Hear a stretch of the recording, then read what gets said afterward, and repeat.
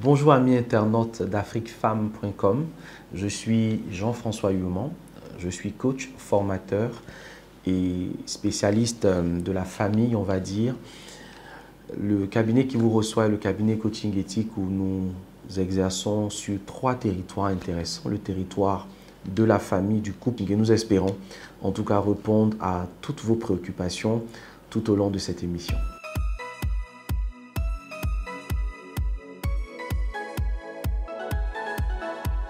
Eh bien Solange, cette préoccupation que tu poses est celle que plusieurs femmes dans leur vie de couple posent et ont. Il s'agit bien ici d'un problème du bon timing. Le bon timing, c'est quoi? Dans la relation de couple, c'est un moment adéquat qui permet aux deux partenaires dans le couple de se retrouver au bon moment pour faire la bonne chose, que ce soit pour une activité de plaisance ou pour la sexualité dans le couple. Alors, pour réussir à gérer une telle difficulté, je vais vous proposer 2 ou 3 solutions. La première, c'est ce que nous appelons dans notre jargon le report compensatoire. C'est quoi le report compensatoire? C'est simplement de pouvoir dire à votre époux quand vous êtes indisponible ou quand vous ne pouvez pas, pour des raisons de fatigue, pour des raisons de sommeil ou pour toute autre raison, quand vous ne pouvez pas satisfaire sa demande de sexualité, alors il faut pouvoir lui proposer un rendez-vous compensatoire. Ça veut dire quoi tout simplement? Ça veut dire que si monsieur vous sollicite à 22 h ou à 23 h alors que vous êtes endormi, proposez-lui par exemple qu'à votre réveil, peut-être autour de 4 ou 5 h du matin, c'est vous-même qui allez le réveiller et ainsi pouvoir lui permettre de satisfaire son besoin ou de pouvoir lui permettre d'avoir une meilleure sexualité. Il s'agit ici d'un report compensatoire.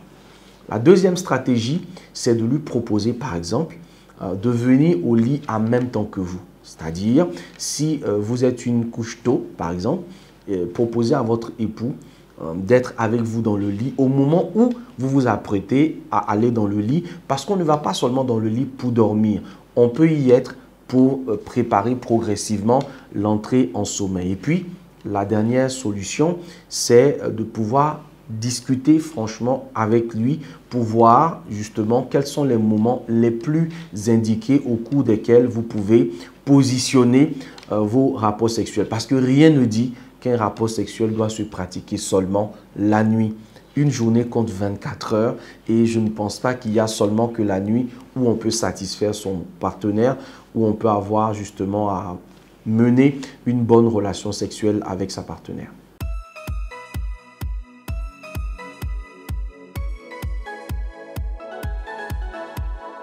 Sonia, je suis très heureux en tout cas que tu aies pu poser cette question qui sûrement va aider plusieurs, on va dire, internautes connectés à cette émission. Le problème du cunnilingus, c'est une pratique au cours de laquelle la femme en fait va être l'objet de fait. En fait, c'est une fellation mais qui est pratiquée au niveau du vagin de la femme. Donc l'homme, à partir de sa langue, va exciter en fait le vagin de sa partenaire. Plusieurs femmes ont des problèmes de conception qui sont parfois culturels ou qui sont parfois cultuels. Quand c'est des conceptions qui sont culturelles, cela veut dire que soit dans leur tradition, dans leur système d'éducation, elles n'ont pas eu justement à avoir des informations suffisantes leur permettant de comprendre profondément ce que cela peut être. Donc, ça peut constituer une gêne. Au niveau culturel aussi, donc, au niveau donc de certaines religions et tout ça, il y a des interdits qui touchent justement à ce type de pratique sexuelle. Donc, la première des choses que vous allez essayer de faire, c'est de comprendre pourquoi il y a blocage, pourquoi vous n'êtes pas à l'aise avec ça. Est-ce que ça vous dérange particulièrement? Est-ce que c'est parce que vous n'êtes pas très à l'aise avec? Il faut pouvoir en discuter avec votre partenaire et il faut vous-même pouvoir comprendre qu'est-ce qui se passe à ce niveau-là. Et puis, deuxième chose très importante, toutes les femmes ne fonctionnent pas de la même façon. On distingue en général 4 types de femmes. On parle de femmes qui sont clitoridiennes, donc qui ont une excitation sexuelle beaucoup plus accrue au niveau de leur clitoris. On parle des femmes vaginales qui, elles, ne vont pas avoir un plaisir de type clitoridien, mais qui va être un plaisir beaucoup plus interne, donc qui va toucher l'intérieur de la paroi vaginale. On parle également de femmes qui sont cérébrales, donc qui obtiennent leur plaisir sexuel par une excitation de pensée. Il faut pouvoir leur parler, il faut qu'elles imaginent la scène ou qu'elles visualisent en fait ce qui va se passer pour qu'il y ait déclenchement. Et puis enfin, on parle des femmes fontaines, qui vont être des femmes qui vont avoir parfois dans leur sexualité des éjaculats semblables en fait à l'éjaculation d'un homme apparemment. Ça s'apparente un tout petit peu à l'urine, mais ce n'est pas le cas. Donc, il faut déterminer quel est le type de femme que vous êtes et à partir de là, vous pourrez comprendre pourquoi vous êtes beaucoup moins attiré par le cunnilingus, qui n'est absolument pas une obligation. Il faut en discuter avec votre partenaire et pouvoir lui expliquer pourquoi vous ne sentez ou ne ressentez absolument rien à ce niveau-là. Et une fois que ça s'est établi, je pense qu'avec la communication et avec un langage franc et direct, vous pourrez trouver satisfaction, peut-être pas dans le cunnilingus, mais peut-être ailleurs dans d'autres pratiques sexuelles.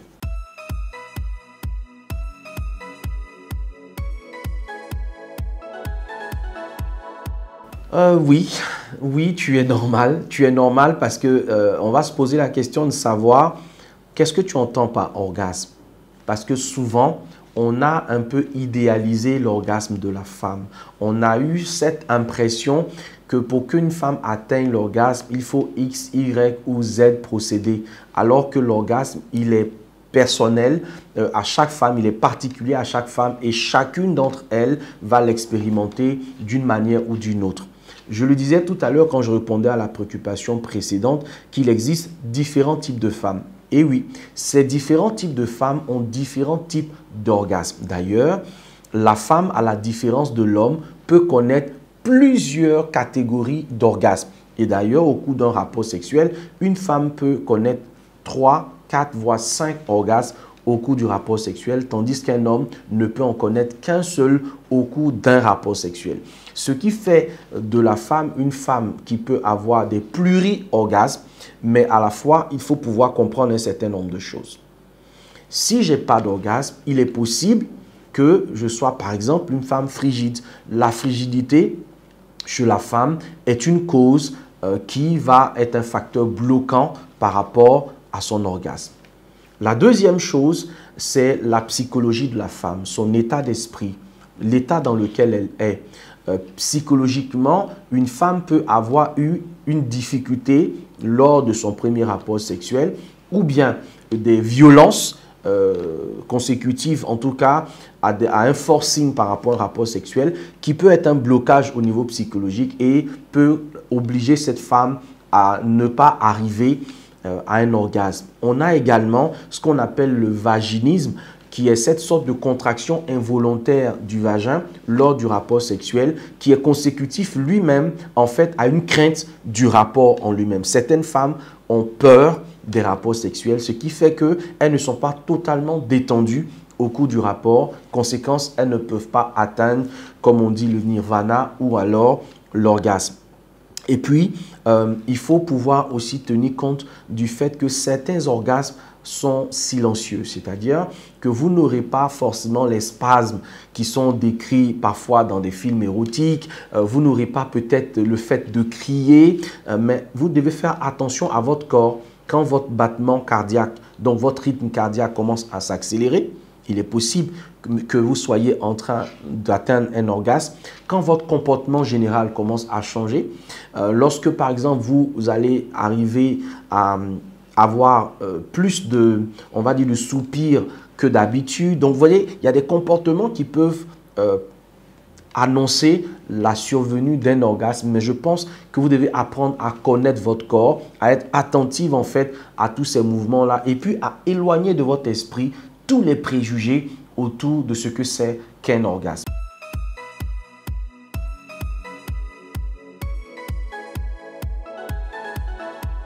C'est une question très très importante par rapport au contexte actuel dans lequel nous sommes où il n'est pas rare de voir des pervers sexuels s'attaquer, j'ai failli même parler de prédateurs sexuels s'attaquer à des enfants de 3 ans. On a eu des témoignages d'enfants de 3 ans qui ont été victimes d'attouchements et de viols. Faut-il donc parler de sexualité très tôt à nos enfants? Je dirais le plus tôt possible. À partir aujourd'hui de 5, 6, 7 ans, entre 5, 6 et 7 ans déjà, l'enfant connaît un éveil au milieu. C'est comme ça qu'on le dit dans la pédagogie, en tout cas scolaire des enfants. À partir donc de l'âge où l'enfant commence à s'interroger, à se poser des questions, à faire la différence entre un pénis, un vagin, à commencer à faire la différence entre un garçon et une fille, je pense que c'est déjà l'occasion de parler de sexualité à vos enfants. Mais de quel type de sexualité vous parlerez à vos enfants? Vous ne parlerez certainement pas de position sexuelle avec vos enfants. Vous ne parlerez pas sûrement de choses beaucoup plus profondes. Mais vous devez interpeller vos enfants sur les risques de se faire violer ou de se faire attoucher très rapidement ou très tôt. C'est le cas pour moi de vous dire que pour les jeunes filles, par exemple, parce que dans 80% des cas, les jeunes filles entre 3 ans et 9 ans sont les plus sujettes, en tout cas, à ce type de violence ou à ce type d'attouchement précoce. C'est le cas de donner à vos filles ou à vos fillettes ces conseils suivants. Ne jamais autoriser ou ne jamais permettre à un adulte de vous appeler, par exemple, sa chérie, sa femme, sa petite copine, parce que une petite fille ne peut ni être la copine, ni être la petite amie, ni être la femme de qui que ce soit. Donc, ce genre de plaisanterie ne devrait pas du tout, mais du tout alors, faire partie du langage que vous avez avec des enfants. La deuxième chose très importante, n'autorisez jamais vos fillettes, n'autorisez jamais vos filles à s'asseoir sur les jambes d'un adulte, quel qu'il soit un étranger, qu'il soit un proche, pas sur les jambes d'un adulte, parce que les jambes d'un adulte, un masculin, c'est pas une chaise, c'est pas un canapé. Voilà, donc il faut déjà éviter cela. La troisième des choses, c'est encourager vos enfants à vous raconter tout ce qu'ils ou elles ont vécu au cours d'une journée. Car le fait de créer une communication très franche et très directe avec vos enfants sur ce qu'ils vivent au cours d'une journée peut réduire en tout cas les risques qu'une violence se commette sans que vous n'ayez l'occasion de le faire. Donc, si je résume tout simplement, à quel âge doit-on parler de sexualité? Je dirais à partir de 5 ans déjà, oui, parce que très souvent à cet âge-là, les enfants ont déjà un éveil au milieu, comme je le précisais tout de suite.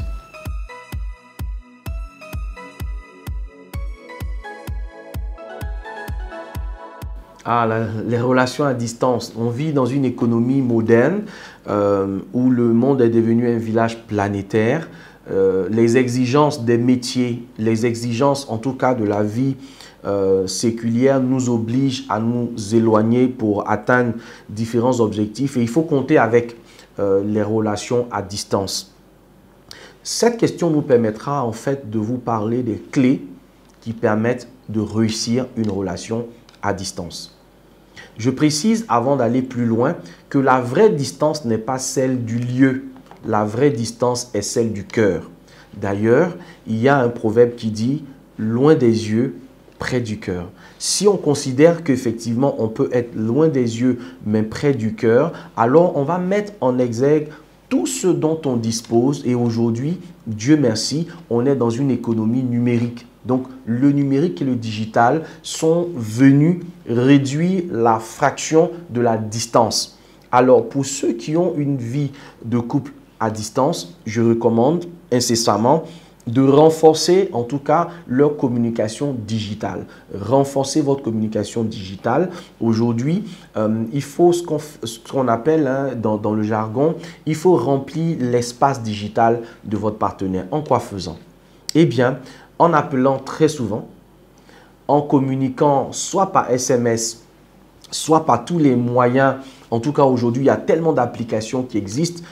Je ne les citerai pas pour des besoins de publicité, mais vous connaissez en fait tous ces moyens qui existent et qui facilitent la communication. Privilégiez les moyens de vidéocommunication parce que à la fois, vous avez l'image et vous avez le son. Donc, ça va permettre d'avoir votre partenaire beaucoup plus proche de vous. Et puis, aujourd'hui, beaucoup de sexologues le recommandent, je le recommande également, les sextos, c'est comme ça que ça s'appelle, c'est une abréviation de sexe et de SMS. Donc, sexto, c'est quoi? C'est des messages ou des appels à caractère sexuel. Oui, vous avez dit votre mari, donc je parle à un couple normalement constitué. Il faut pouvoir vous essayer aussi aux appels au cours desquels vous pouvez avoir des échanges un peu osés, des échanges à caractère sexuel, parce que le cerveau ne fait pas la différence entre ce que vous faites physiquement et ce que vous imaginez. Donc ça va être un élément très intéressant qui va vous rapprocher davantage. Et puis, un autre élément très intéressant, c'est qu'il faut, chaque fois que vous avez une envie, vous avez envie de votre homme par exemple, exprimez votre envie, soit par SMS, soit par une note vocale. Exprimez votre envie parce que le fait d'extérioriser ce que vous pensez à l'intérieur de vous va limiter les tentations, va limiter l'envie d'aller assouvir ce besoin-là ailleurs. Et puis, quand votre partenaire est disponible, il pourra vous répondre et vous permettre d'avoir des échanges ou des moments de câlin ou des moments d'intimité. Et puis, dernier élément intéressant, multipliez les occasions de vous voir. Chaque fois que c'est possible, déplacez-vous ou permettez à votre partenaire de se déplacer. Donc ça, c'est vraiment des éléments comme ça qu'il faut mettre en place. Je sais qu'avec la Covid, il y a certaines zones du monde qui sont fermées et donc les déplacements sont devenus plus difficiles. C'est la raison pour laquelle il faut multiplier en tout cas les occasions de rester en ligne, au téléphone ou par SMS avec votre partenaire.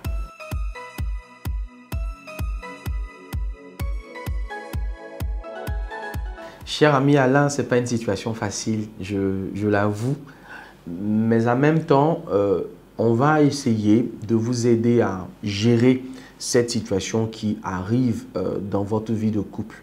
J'ai noté que vous avez dit « je l'aime encore ». Eh bien, oui, on peut aimer encore une personne et cependant ne plus avoir de désir sexuel par rapport à cette personne-là. La libido, c'est comme ça qu'on l'appelle, donc l'envie de faire l'amour ou le désir qui nous pousse à vouloir avoir un rapport sexuel avec une personne est carrément différent, mais vraiment différent de l'amour-affection que l'on peut avoir. Chez l'homme en particulier, ces deux choses sont complètement séparées. C'est pourquoi d'ailleurs, un homme peut aimer sa femme et cependant la tromper avec une autre. Vous voyez, il y a une situation comme ça qui existe. Eh bien, le désir, il est suscité par un certain nombre d'éléments. L'environnement, par exemple, peut agir sur la libido de votre époux. Par exemple, si vous êtes dans un environnement de promiscuité, par exemple, vous vivez dans une pièce un peu restreinte, tout le monde est à portée, la famille est là, les enfants sont là, automatiquement, vous voyez, ça génère un stress qui peut agir sur la libido de votre partenaire. Une femme, par exemple, qui est nourrice, le fait d'être nourrice et d'être focalisée sur son bébé peut faire diminuer le désir de son homme à son égard. Une femme, par exemple, qui commence à prendre un peu trop de poids, qui commence à se laisser aller, qui se néglige, qui ne prend plus soin d'elle, peut faire tomber, sans le vouloir, la libido de son homme.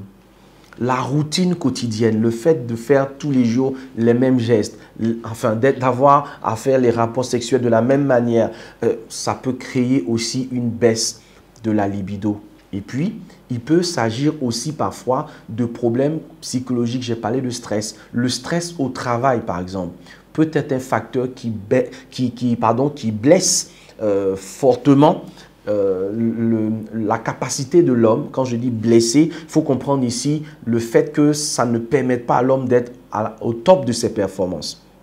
Et puis, un dernier point sur lequel plusieurs rapports, en tout cas plusieurs études sont en train de se révéler, c'est le fait, par exemple, qu'un homme perde sa situation sociale, professionnelle et financière. Quand un homme ne se sent plus le boss, comme on dit, il ne se sent plus le patron, il ne se sent plus le chef ça impacte directement sa sexualité. Donc, regardez dans toutes les propositions que j'ai déposées en face de vous, il y a sûrement l'une d'entre elles qui concerne votre situation actuelle et qui peut expliquer pourquoi il y a baisse de votre libido. Des solutions existent. Ces solutions peuvent être, par exemple, la communication franche et directe. Ces solutions peuvent être un rendez-vous ou en tout cas une sortie en dehors de votre vie de couple. Donc, sortez de votre environnement, allez dans un environnement que vous ne connaissez pas ou auquel vous n'êtes pas habitué, qui est idyllique. Ça peut être un hôtel, ça peut être une plage, etc. Ça va réveiller quelque chose en vous. Troisième chose, ça peut être également un coup de boost. Aujourd'hui, il y a pas mal de produits naturels qui peuvent être rajoutés, par exemple des épices, hein. Le gingembre, le curcuma, par exemple, certaines épices nouvelles peuvent vous permettre d'avoir une meilleure sexualité. Par exemple, le bissap qu'on néglige là a un impact très très important sur la libido de l'homme. Le piment par exemple, oui, manger épicé par exemple va vous réveiller.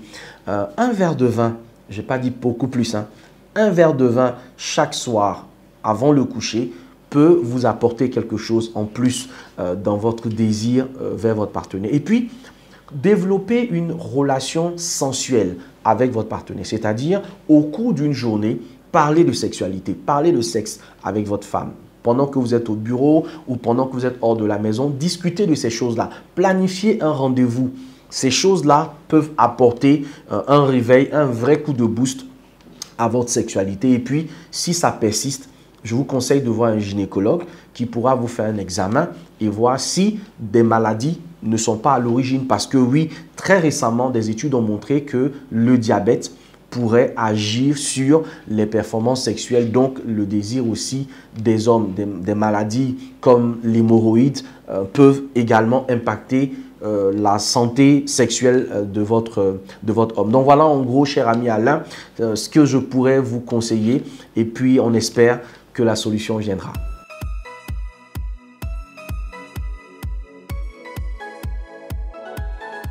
Cher ami, vous avez raison d'avoir peur.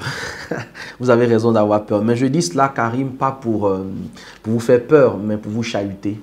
L'éjaculation précoce est tout à fait normale. Tout à fait normal. Pour toute personne qui a une activité sexuelle, c'est normal qu'il y ait des périodes de panne. Voilà, parce que la sexualité, c'est comme une machine. Voilà, et une machine, parfois, ça connaît des pannes. Alors, quand on parle de panne sexuelle, on va parler de dysfonction érectile. On va parler également d'insatisfaction. On va classer l'éjaculation sexuelle dans la séquence des insatisfactions.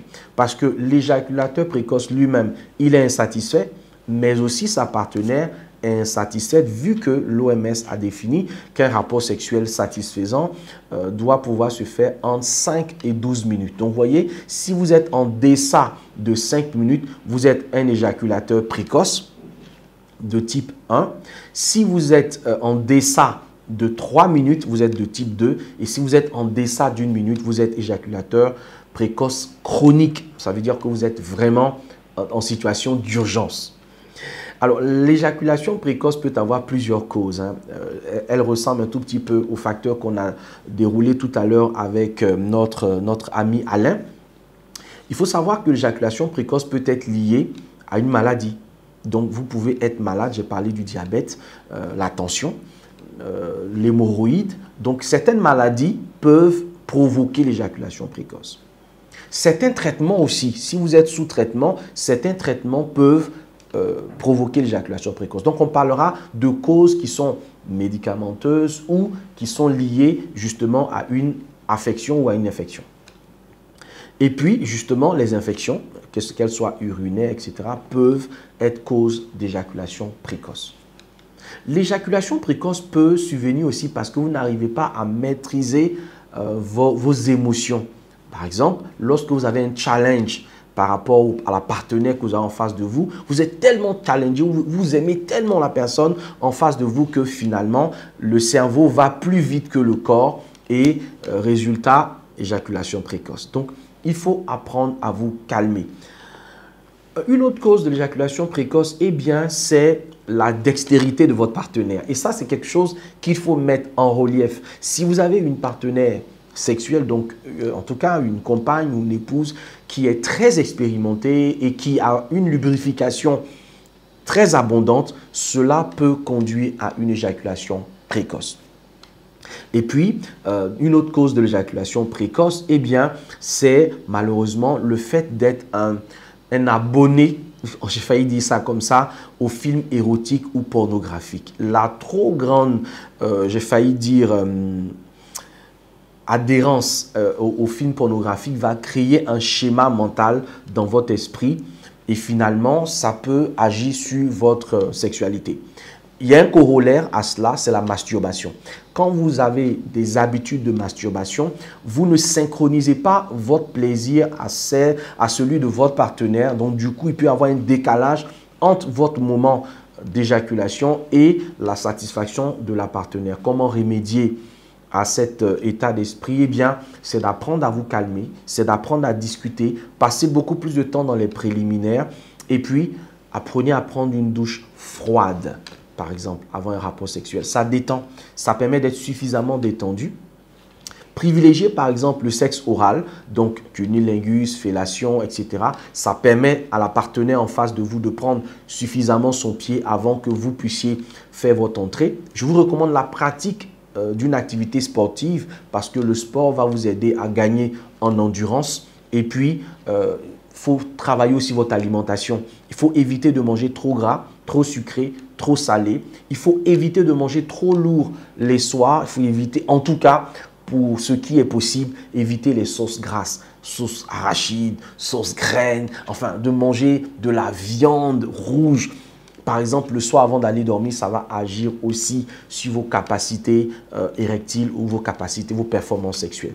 Et puis, au-delà de ce que je vous recommande, il y a des produits naturels qui existent, qui viennent booster. Par exemple, il y a le gondoli, il y a pas mal de plantes naturelles qui existent. Il faut peut-être voir votre herboriste juste à côté de chez vous en pharmacie. Vous pourrez voir pas mal de produits qui vont aider à régler ce problème d'éjaculation précoce.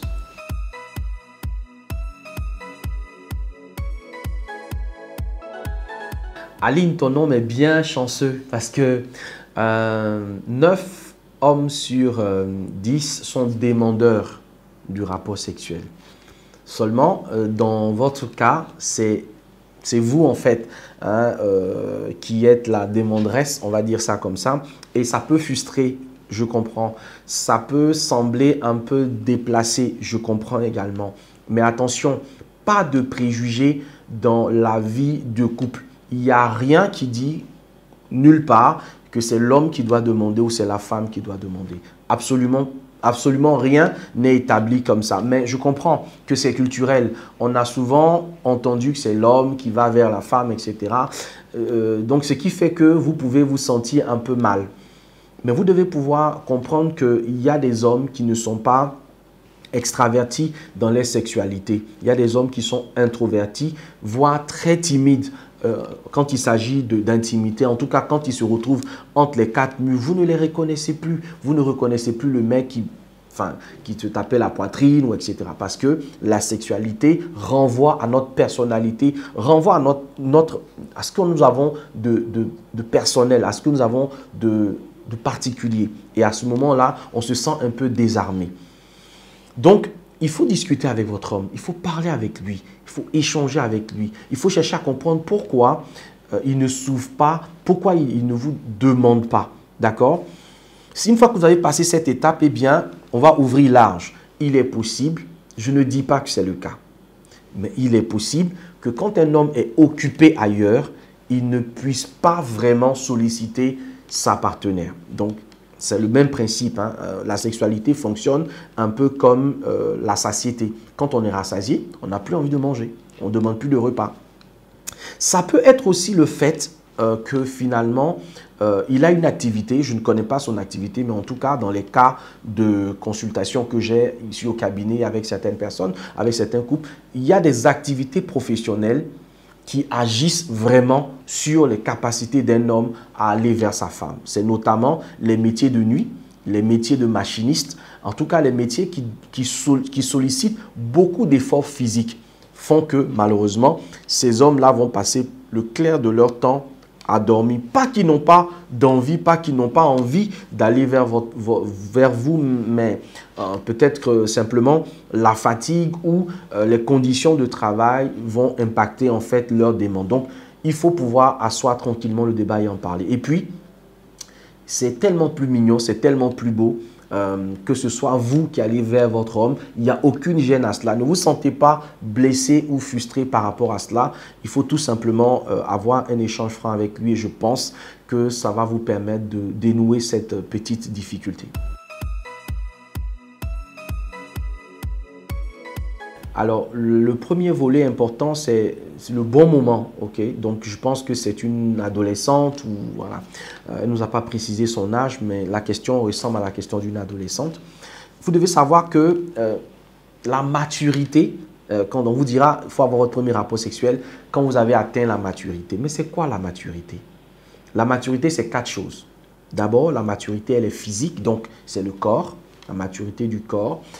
Cette maturité, parfois, elle est précoce. Donc, il ne faut pas se fier à la maturité précoce parce qu'une fille de 14-15 ans peut présenter une maturité physique qui vous donne l'impression qu'elle est prête au rapport sexuel. D'ailleurs, la période de la puberté pousse beaucoup d'adolescents à croire qu'ils sont prêts au rapport sexuel alors que non.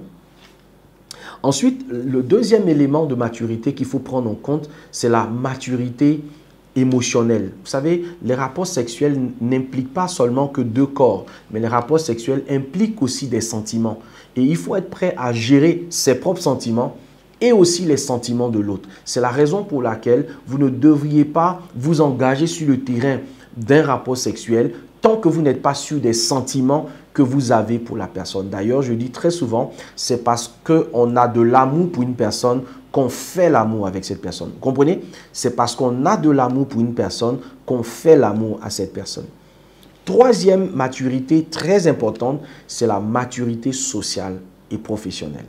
Ça a un corollaire avec la maturité, on va dire, financière. Parce qu'il y a des implications. Si vous n'êtes pas prêt financièrement et que... Parce qu'il faut penser à ça aussi. Hein, un rapport sexuel peut déboucher sur une grossesse. Si vous êtes encore sous couvert, voyez que ça peut abréger votre parcours scolaire. Et c'est dramatique que pour un rapport sexuel, vous puissiez mettre vos études entre parenthèses. Parce que une grossesse, ce n'est pas seulement 9 mois. Une grossesse va prendre minimum 3 à 4 ans de votre vie. Donc, ne vous imaginez pas que c'est juste 9 mois, c'est 3 à 4 ans de votre vie. Donc, c'est un investissement de temps. Si ces 4 volets de la maturité sont réunis, vous êtes alors prêt ou prête à aller au rapport sexuel. Vous voyez que ça demande aussi du temps, ça demande de la préparation. Une fois que cet aspect est validé, la question numéro 2, c'est de savoir est-ce qu'on couche le premier soir? Vous devez tenir compte des 4 éléments que je vous ai donnés et à partir de là, vous dire qu'il y a le feeling. Et personnellement, je crois à la notion du feeling. Mais le feeling, on ne l'a pas avec tous les hommes, on ne l'a pas avec toutes les femmes. Donc, excusez-moi pour les gens qui couchent avec tout le monde au premier soir. Ce n'est plus un feeling, c'est juste une mauvaise habitude, c'est juste une mauvaise façon de faire. Sinon, oui, il y a des couples qui se sont constitués aujourd'hui et qui ont duré dans le temps et qui ont couché le premier soir. Et ça ne s'est plus jamais arrêté jusqu'à aujourd'hui.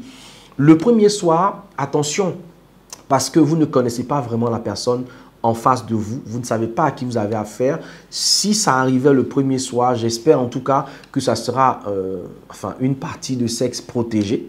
Sinon, le mieux serait vraiment de vous concentrer sur vos études, sur vos objectifs personnels.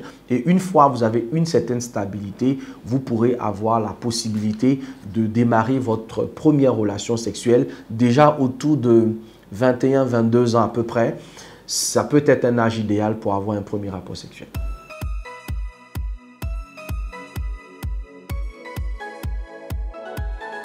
Irène, question, on va dire phare.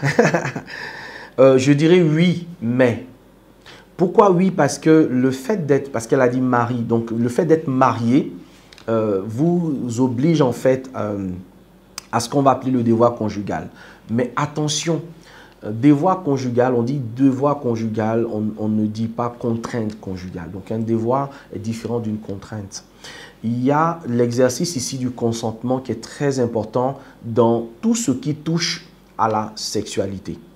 Lorsque votre partenaire vous demande une position sexuelle ou vous parle d'une position sexuelle, il est important que vous puissiez discuter de cette position. De quoi il s'agit? Parce que l'expérience de l'un n'est pas forcément l'expérience de l'autre.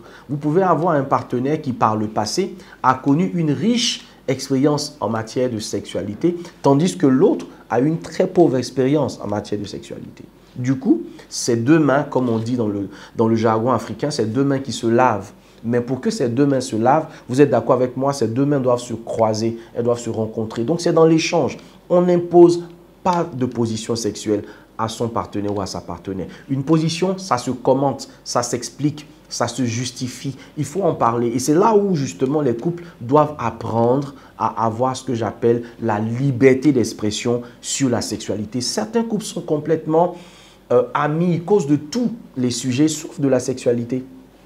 Ils se taquinent, ils parlent de tout sauf de ce qui constitue vraiment, comme on dit, le nerf de la guerre dans le couple. C'est l'argent, c'est le sexe et c'est l'éducation des enfants. Donc, il faut vraiment pouvoir discuter de ces choses-là. Et puis, lorsque votre partenaire n'est pas à l'aise avec une pratique sexuelle, il faut pouvoir vous rendre compte qu'il y a un respect que vous devez à votre partenaire. Si votre partenaire vous dit, par exemple, je ne suis pas à l'aise avec la sodomie, vous ne pouvez pas lui imposer cela parce qu'en ce moment-là, on va parler de viol conjugal. Oui, parce que le viol conjugal, il existe. Lorsque votre femme ou votre mari n'est pas consentant avec l'attouchement ou le rapport ou la sollicitation sexuelle que vous lui faites, on parle alors de viol conjugal. Donc, c'est vrai que vous êtes marié, vous devez pouvoir satisfaire votre conjoint comme il doit vous satisfaire, mais vous devez pouvoir trouver un terrain d'entente parce que le plus important finalement, c'est la satisfaction de l'un et de l'autre dans le respect mutuel. Et ça, c'est un élément à ajouter qui pour ma part est très important. J'espère en tout cas avoir répondu à toutes vos préoccupations sur celles qui ont été posées par nos internautes. J'espère que nous pourrons avoir des échanges plus directs et plus francs sur nos différents réseaux sociaux. Vous pouvez me retrouver sur Facebook, Jean-François Yoman ou Excellence Jean-François Yoman, ou sur ma page Facebook Coaching Éthique by Excellence Jean-François Yoman. Vous me retrouverez également sur Instagram, aussi LinkedIn. Vous pouvez me retrouver également sur WhatsApp. Voilà. Lorsque vous allez sur ma page Facebook, elle va vous reconduire directement sur mon WhatsApp professionnel où vous pourrez interagir, poser davantage de questions pour un meilleur approfondissement des sujets que nous avons pu développer ensemble cet après-midi. En tout cas, j'ai été très heureux de partager ce temps avec vous et puis très bonne suite à Afrique Femme.